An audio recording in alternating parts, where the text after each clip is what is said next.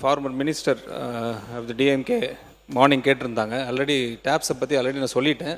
But இருந்தாலும் நீங்கள் ஒரு நிமிஷம் ஹியூமன் ரிசோர்ஸ் மினிஸ்டர் கேட்டதுனால திருப்பி நான் சொல்லிடுறேன்.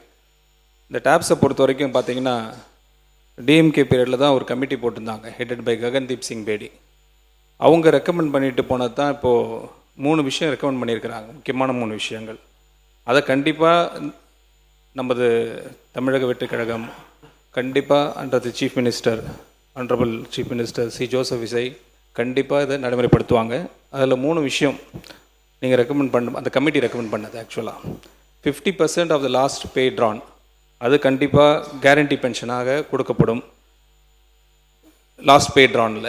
அப்புறம் 2வது கிராஜுவேட்டி கேட்டிருந்தாங்க, ரெக்கமெண்ட் பண்ணியிருந்தாங்க, அதுவும் இருக்கும்.